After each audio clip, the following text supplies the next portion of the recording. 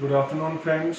तो आज हमारी सेकंड क्लास है हिमाचल जीके की और कंटिन्यू करते हैं। कल हमने ज्योग्राफी पार्ट शुरू कर दिया था और ज्योग्राफी पार्ट में हमने लैटिट्यूड्स देखे थे, लॉन्गिट्यूड्स देखे थे। लैटिट्यूड्स में हमने देखा था कि ये 30 डिग्री 22 मिनट्स नॉर्थ से लेके 33 डिग्री 12 मिनट्स नॉर्थ तक है और लॉन्गिट्यूड में 75 डिग्री 47 मिनट्स ईस्ट से 79 डिग्री 4 मिनट्स ईस्ट तक है। एरिया ऑफ हिमाचल प्रदेश देखा था हमने 55,673 स्क्वायर किलोमीटर्स। और इसके बाद हमने देखा था कि हिमाचल प्रदेश का मैप ठीक हमारे पीछे है। हमने इसके वेरियस डिस्ट्रिक्ट्स देखे थे कि लाहौल एंड स्पीति जो सबसे बड़ा डिस्ट्रिक्ट अप्रॉक्सीमेटली 25% एरिया और सबसे छोटा डिस्ट्रिक्ट हमीरपुर 2% एरिया। उसके अलावा ऊना, मंडी, कुल्लू, कांगड़ा, चंबा, सोलन, बिलासपुर, शिमला, किन्नौर और सिरमौर। तो ये डिस्ट्रिक्ट्स हमने देखे थे कल की क्लास में। और उसके बाद हमने देखा था कि हिमाचल कौन कौन सी स्टेट्स टच करती हैं। तो जैसे कि हमने देखा था हिमाचल प्रदेश के बिल्कुल नॉर्थ में हमें जम्मू एंड कश्मीर मिलता है। हिमाचल प्रदेश के नॉर्थ ईस्ट में हमें तिब्बत मिलता है यानी कि चाइना। हिमाचल प्रदेश के साउथ ईस्ट में हमें उत्तराखंड मिलता है और उत्तराखंड लिखा भी हुआ है। और हिमाचल प्रदेश के साउथ में हमें हरियाणा मिलता है। हिमाचल प्रदेश के वेस्ट में हमें पंजाब मिलता है। तो ये सब हमने कल के लेक्चर में देखा था। उसके बाद हमने देखा था कि पुराने टाइम पे एंशियंट टाइम्स में हिमाचल को जलंधर कहते थे। जलंधर एक माइथोलॉजिकल नेम था। जलंधर का मतलब जल के अंदर, क्योंकि इतनी सारी रिवर्स हैं हिमाचल के अंदर तो इसको जलंधर जल के अंदर होने की बात कही। तो सागर फादर और गंगा मदर ये सब हमने कल देखा था। फिर हमने देखा था पुराणों में इनका जिक्र आता है। पुराणों में इनका काफ़ी जिक्र आता है हिमाचल प्रदेश के पहाड़ों के बारे में। और हमने देखा था कि हिमाचल को पुराणों में 2 हिस्सों में बांटा हुआ है, एक जलंधर खंड और एक केदार खंड। जलंधर खंड और केदार खंड। उसके बाद हमने देखा था कि स्कंद पुराण, कई पुराण है हमारे पास, उनमें से स्कंद पुराण में हिमाचल प्रदेश की काफ़ी प्रेज भी देखी गई है। फिर हमने देखा था कि हिमाचल के पहाड़ों को अगर डिस्ट्रीब्यूशन हम देखें तो हिमाचल के पहाड़ों को अलग अलग हिस्सों में बांटा गया है। और अगर हम देखें तो हिमाचल में हमारे पास शिवालिक हैं, मिडल हिमालयाज हैं और द ग्रेटर हिमालयाज हैं। मिडल हिमालयाज को इनर हिमालयाज भी कहते हैं। इनर हिमालयाज, ग्रेटर हिमालयाज और शिवालिक्स। फिर हमने ये भी देखा था कि ये वाले जो पहाड़ हैं, ये वाले जो रेंजेस हैं, और इसके ग्रेटर हिमालयाज के ठीक नॉर्थ में ट्रांस हिमालयाज में खास करके जास्कर रेंज हमें देखने को मिलती है। उसके बाद हमने देखा था कि कौन कौन सी जगहों से, कौन कौन से डिस्ट्रिक्ट से ये वाली रेंजेस निकलती हैं। हमने देखा था कि जो हमारे शिवालिक्स हैं, शिवालिक हमारे कांगड़ा, हमीरपुर, बिलासपुर, ऊना, मंडी, सोलन, सिरमौर से होकर गुजरते हैं। तो ये सारा पोर्शन जो है हमारा, ये हमारा शिवालिक का पोर्शन है। और उसके बाद हमने देखा था कि इनर हिमालयाज हमारे चंबा, कांगड़ा। तो इनर हिमालयाज में हमने देखा था कि इनर हिमालयाज को हमने 2 हिस्सों में मेनली बांटा था, एक पीर पंजल रेंज और एक धौलाधार रेंज। उसके अलावा शिमला रिज भी इसी का हिस्सा है। शिमला रिज भी इसी का हिस्सा है।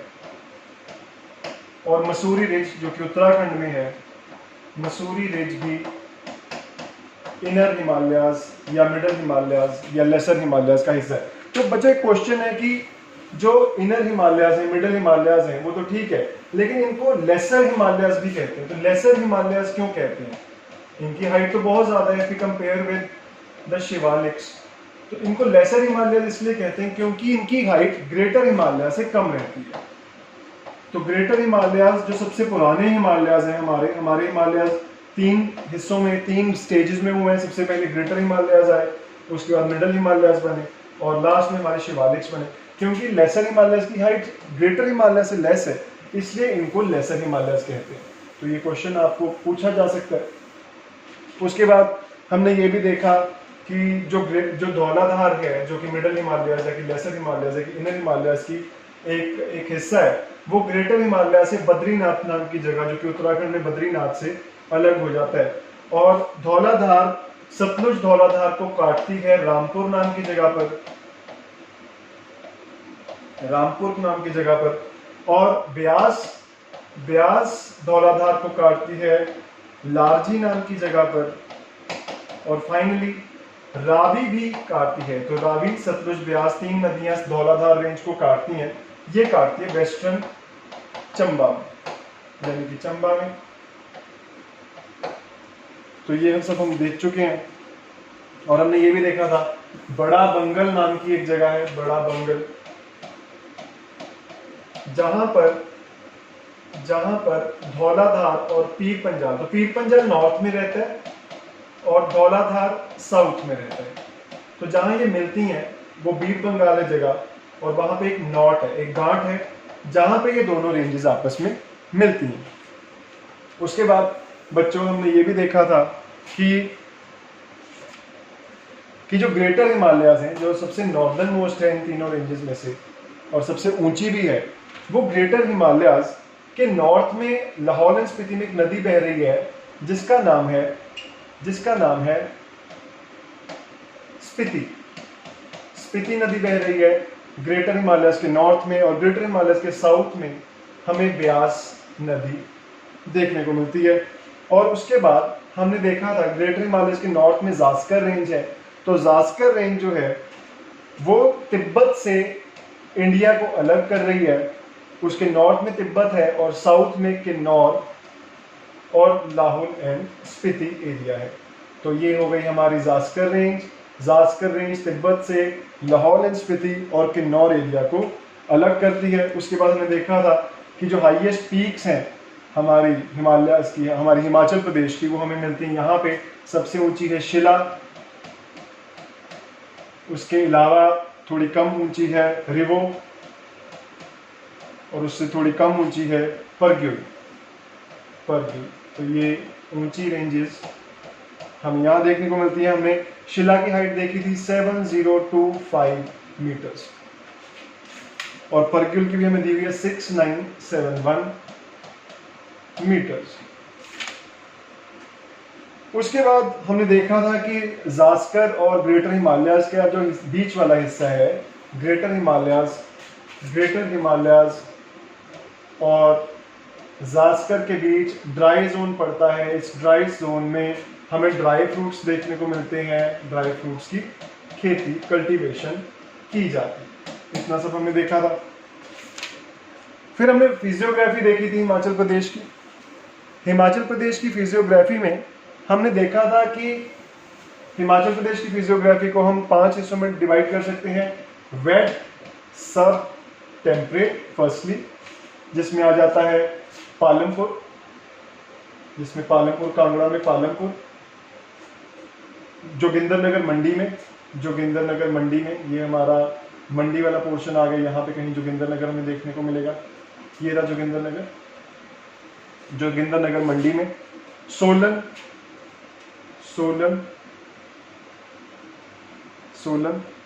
चंबा,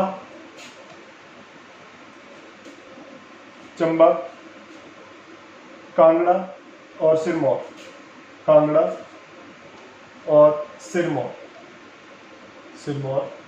तो ये सारे हिस्से आते हैं हमारे ह्यूमिड सब टेम्परेट जोन। तो सबसे पहले हमने देखा वेट सब टेम्परेट जोन, उससे कम, जहाँ थोड़ी कम बारिश हो रही है, ह्यूमिड सब टेम्परेट जोन, उससे कम। उसके बाद हमने तीसरा देखा ड्राई टेम्परेट जोन।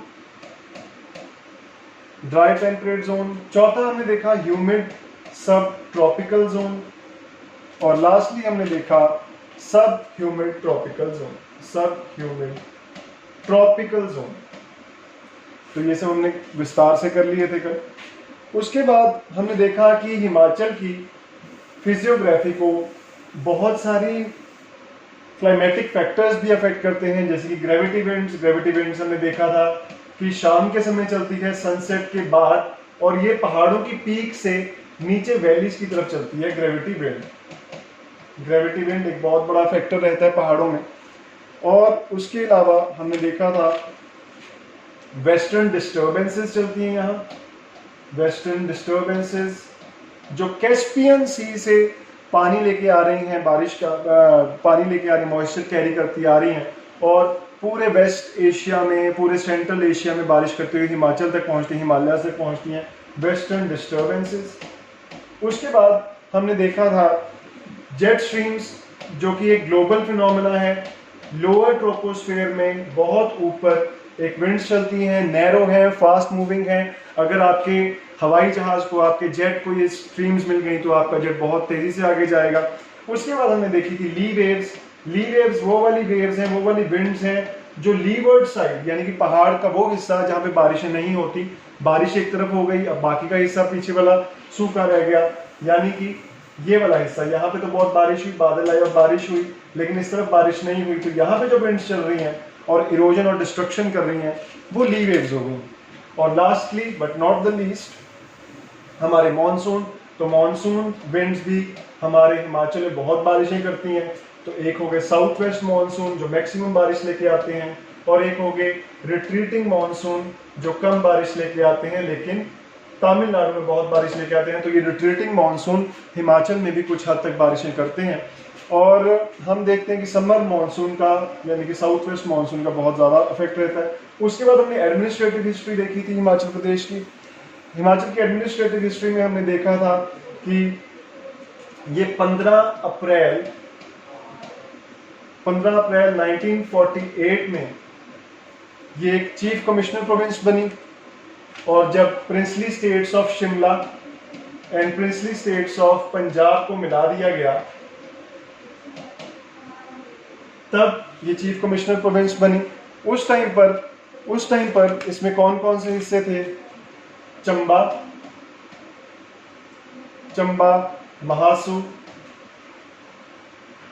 महासू, मंडी और सिरमौर। फिर हमने देखा कि उसके बाद 1951 में इसको पार्ट सी स्टेट बना दिया गया। 1951 में हिमाचल प्रदेश को पार्ट सी स्टेट बना दिया। 1954 में बिलासपुर, जो कि खुद एक पार्ट सी स्टेट था, बिलासपुर को इसमें ऐड कर दिया गया। बिलासपुर को ऐड कर दिया हिमाचल प्रदेश में। 1956 में स्टेट्स रीऑर्गेनाइजेशन कमीशन बनी। 1956 में स्टेट रीऑर्गेनाइजेशन कमीशन बनी, और जिसके हेड फजल अली थे। साथ में कुंजरू जी और पनीकर जी भी थे। उन्होंने कहा कि ABC को अबॉलिश कर दो, और 1956 में ही हिमाचल प्रदेश यूटी बन गई, और ये स्टेटस, यूटी का स्टेटस हिमाचल प्रदेश के पास 1971 तक रहा। और इस बीच 1957 में हिमाचल प्रदेश में टेरिटोरियल काउंसिल आ गई। टेरिटोरियल काउंसिल के हेड ठाकुर करम सिंह कर रहे थे। 1960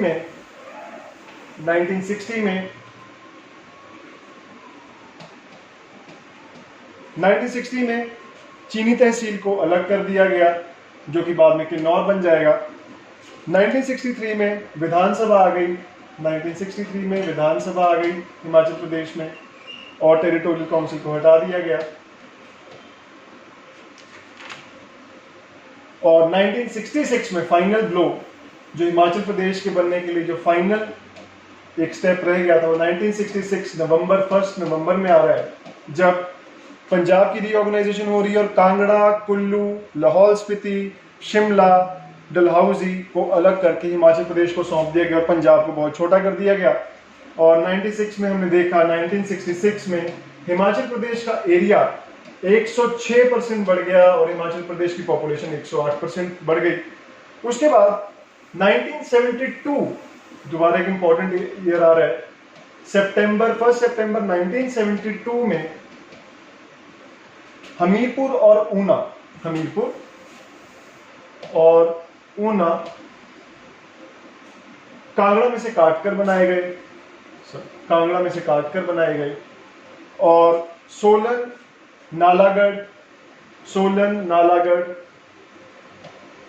कसौली, अर्की को मिला के सोलन डिस्ट्रिक्ट बनाया गया। 1972 की बात है। ये सब हमने देख लिया था। उसके बाद हमने रिवर्स पे आना शुरू किया था। रिवर्स में हमने सबसे पहली रिवर देखी थी ब्यास। ब्यास में हमने देखा था ब्यास का ओरिजिन रोहतांग पास से होता है। रोहतांग पास को एंशियंट टाइम्स में भृगुतुंग कहा जाता था। उसके बाद हमने देखा कि ब्यास का वैदिक नाम, हमने देखा हर एक नदी का एक संस्कृत नाम होगा और एक वैदिक नाम जो वेदों में दिया गया।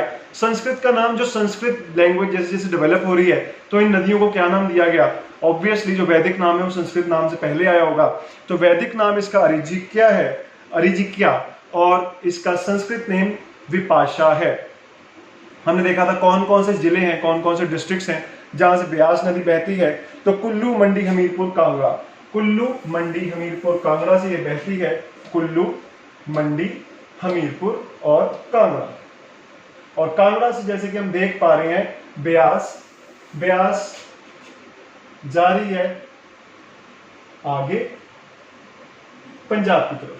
ठीक, हमने ये सब देख लिया। हमने इसकी बहुत सारी ट्रिब्यूटरीज की थी, लगभग 27-28 ट्रिब्यूटरीज देखी थी।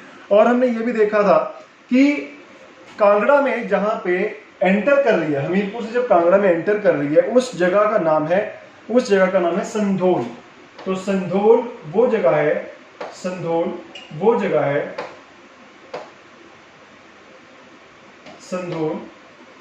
जगह है जहां पे कांगड़ा में एंटर कर रही है हमीरपुर से हमारी रिवर ब्यास। और जहां पे ये हमीरपुर को छोड़ रही है, हमीरपुर में कौन सा शहर है, उस शहर का नाम है हरसीपत्तन।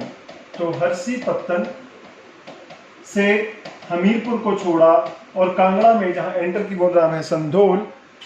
मंडी में जहां से एंटर करती है, एंटर की कुल्लू से, उस जगह का नाम है बजौरा। तो बच्चों ये नेम्स काफी इंपॉर्टेंट रहते हैं। अब बात आती है कि विपाशा की यानी कि अरिजिक्या की यानी कि ब्यास की टोटल लेंथ कितनी है हिमाचल प्रदेश में। तो है 587 किलोमीटर। तो काफी लंबी लेंथ है हिमाचल प्रदेश में इस रिवर की। अब हमने ट्रिब्यूटरीज तो कर ली थी, लेकिन टाउन्स रह गए थे हमारे। तो टाउन्स देख लेते हैं। बहुत सारे इंपॉर्टेंट टाउन्स हैं। खुद कुल्लू टाउन इसी नदी के ऊपर है। कुल्लू के साथ मनाली टाउन भी इस नदी के ऊपर है। जैसे कि हम देख भी पा रहे हैं कुल्लू और मनाली ब्यास के ऊपर है। बजौरा हमने अभी बात की, जहां मंडी में एंटर कर रही है, उस टाउन का नाम बजौरा है। फिर मंडी टाउन भी इस नदी के ऊपर है। उसके बाद पंडोह भी मंडी में ही है। पंडोह एक डैम साइट भी है। पंडोह भी यहाँ पर है मंडी में, इस नदी के ऊपर। फिर सुजानपुर टीरा जो है, ये एक बहुत ही इंपॉर्टेंट टाउन है। सुजानपुर टीरा क्यों इंपॉर्टेंट है? क्योंकि कांगड़ा पेंटिंग्स एक बहुत ही important Rajput style of paintings है, और वो सुजानपुर टीरा उसका एक मेन सेंटर है। तो क्वेश्चन आपको ये बन सकता है कि बाकी दो सेंटर्स कौन से हैं। तो बाकी दो सेंटर्स ऑफ कांगड़ा पेंटिंग्स हैं गुलेर, जिसे हरिपुर गुलेर भी कहते हैं। गुलेर और हरिपुर ये ट्विन टाउन्स हैं। गुलेर हरिपुर ये भी कांगड़ा में है। और तीसरा सेंटर है नूरपुर। ये तीनों ही सेंटर्स कांगड़ा में हैं। सुजानपुर, गुलेर हरिपुर और नूरपुर तीनों कांगड़ा पेंटिंग्स के लिए मशहूर है। लेकिन इनमें से सिर्फ सुजानपुर ऐसा टाउन है, सुजानपुर टीरा ऐसा टाउन है जो ब्यास नदी के ऊपर बसा हुआ है। उसके अलावा नदाउन हमीरपुर में ये सुजानपुर टीरा हमें देखने को मिल रहा है। और फिर नदाउन हमीरपुर में जो एक और टाउन इस नदी के ऊपर है। नदाउन के बाद देहरा गोपीपुर भी दिख रहा है हमें मैप में, देहरा गोपीपुर कांगड़ा में। तो ये सारे टाउन हो गए। इसके अलावा नगर टाउन जो कुल्लू में है, नगर टाउन की खासियत क्या है? नगर टाउन एंशिएंट कुल्लू की कैपिटल है। एंशियंट कुल्लू की कैपिटल है और ये 1400 साल पुरानी है।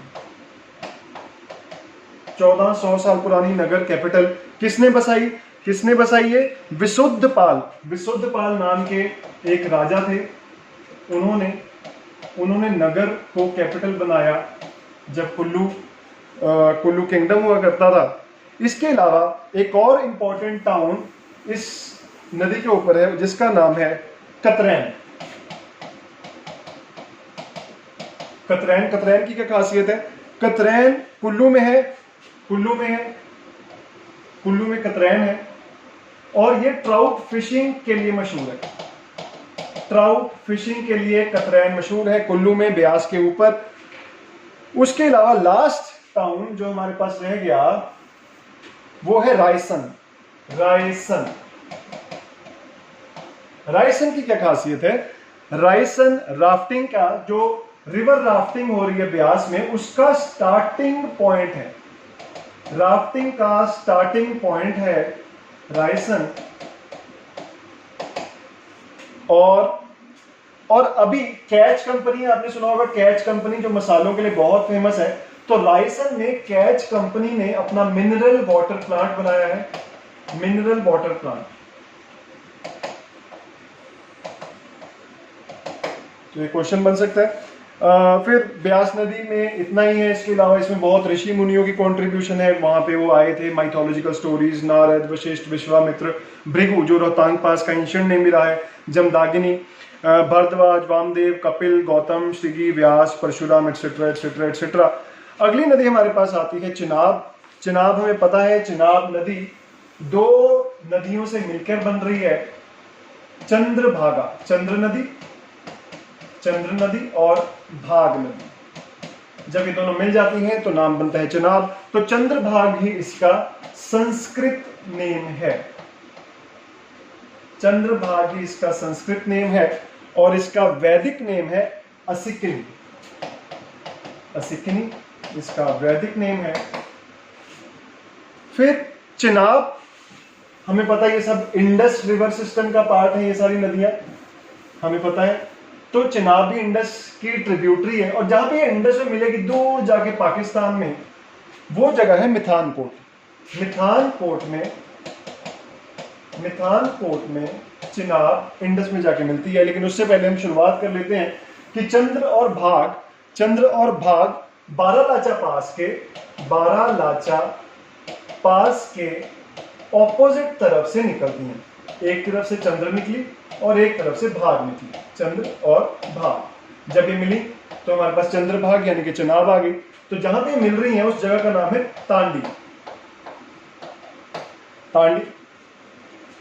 जो बारालाचा पास है ये जास्कर में है। जास्कर ट्रांस हिमालय, हमें पता है यहां कहीं पे ट्रांस हिमालय जास्कर। तो यहां से नदी निकली जास्कर, लाहौर। और जास्कर पास की खासियत क्या है कि ये लाहौर एंड स्पीति को लेह लद्दाख से जोड़ता है। लेह लद्दाख हमें पता है यहाँ कहीं यूटी बन चुकी है, तो लेह लद्दाख से जोड़ रहा है जास्कर पास, बारालाचा पास। उसके बाद ये पंगी वैली में एंटर करती है। पंगी वैली जो कि चंबा में है, जैसा कि हम मैप में देख पा रहे हैं। अगर हम देखें तो ये पंगी वैली, ये चिनाब जा रही चंबा में, ये पंगी वैली में। तो यहां पे पंगी वैली है हमारे पास। पंगी वैली चंबा में एंटर कर रही है और जहां पे ये पंगी वैली एंटर मारती है चिनाब, उस जगह का नाम है भुजिंड। भुजिंड नाम की जगह पर लाहौर एंड स्पीति को एग्जिट मार के हमारी चिनाब नदी, चंद्रभाग नदी चंबा में एंटर मार रही है। और उसके बाद ये ज्यादा देर तक हमारे पास नहीं है, देखो ये हिमाचल में ज्यादा देर तक नहीं है और जम्मू कश्मीर में एंटर कर जाती है। और जहां पे ये जम्मू कश्मीर में एंटर कहती है, जम्मू कश्मीर के उस भाग को कहते हैं पोदर वैली। पोदर वैली एक ज्योग्राफिकल टर्म है। पोदर वैली में एंटर कर रही है। उसके बाद हमारे पास है इसकी ट्रिब्यूटरीज। खुशकिस्मती से चिनाब की ट्रिब्यूटरीज बहुत ही कम है हिमाचल में, तो नाम देख लेते हैं फटाफट। मियार नाला, मियार नाला, नाला हमने किया था, छोटी नदी को नाला बोलते हैं, मियार नाला। साइचू नाला, साइचू नाला। जम्मू तवी, जम्मू तवी जैसा कि नाम से पता चल रहा है तो जम्मू में मिलती होगी, जम्मू तवी। और एक ट्रेन का नाम भी जम्मू तवी है हमारे पास। भोग नदी, भोग या भोगा। एंड लास्टली मुनावर वाली, मुनावर वाली। तो ये 1 2 3 4 5 ट्रिब्यूटरीज है हमारे पास चिनाब की। टाउन्स, तो टाउन्स, इस पे कुछ इंपॉर्टेंट टाउन्स हैं। सबसे पहले उदयपुर, उदयपुर ये राजस्थान वाला उदयपुर नहीं है, लाहौल एंड स्पीति में है उदयपुर। उसके बाद killer, killer second important town Chamba में, चंबा में हमें कहीं किल्लर मिलेगा। उसके बाद डोडा और रामबाण, दोनों जम्मू कश्मीर में। डोडा और रामबाण टेरिटोरियल एक्टिविटीज हमें, सॉरी टेररिस्ट एक्टिविटीज हमें डोडा में बहुत देखने को मिलती हैं, जम्मू कश्मीर में है दोनों, डोडा और रामबाण। यही 4 टाउन्स हैं हमारे पास। इसके बाद फटाफट हम रावी नदी देख लेते हैं। रावी, रावी नदी, रावी नदी, और इसका वैदिक नेम पुरुषनी, पुरुषनी, और इसका संस्कृत नेम है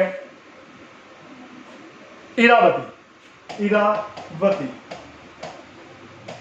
इरावती संस्कृत नेम, पुरुषनी वैदिक नेम। और इसके, क्योंकि यहां एलेक्जेंडर ने इन्वेजन के टाइम इस नदी को क्रॉस किया तो उसने 2 नाम इसको और दे दिए, हाइड्रेस्टस, हाइड्रेस्टर, हाइड्रेस्टर, और रोडिस, रोडिस। तो ये 2 नाम एलेक्जेंडर के दिए हुए हैं। उसके बाद ओरिजिन कहां होता है? इसका ओरिजिन हो रहा है बड़ा बंगल में, बड़ा बंगल, बड़ा बंगल में ओरिजिन हो रहा है। बड़ा बंगल कहां है? बड़ा बंगल कांगड़ा में, कांगड़ा में, कांगड़ा डिस्ट्रिक्ट में हमारे पास बड़ा बंगल नाम की जगह है जहां पे इसका ओरिजिन हो रहा है। और ट्रिब्यूटरीज कौन कौन सी है?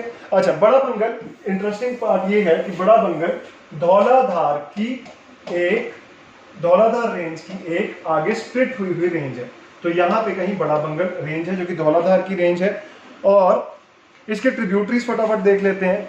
इसकी ट्रिब्यूटरीज रावी की, बुधिल, काफी सारी ट्रिब्यूटरीज है लेकिन खुशकिस्मती से ब्यास इतनी नहीं है। बुधिल,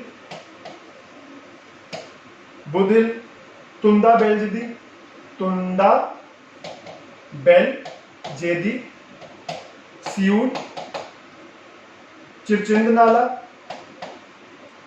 चिरचिंद नाला, बैरा, बैरा।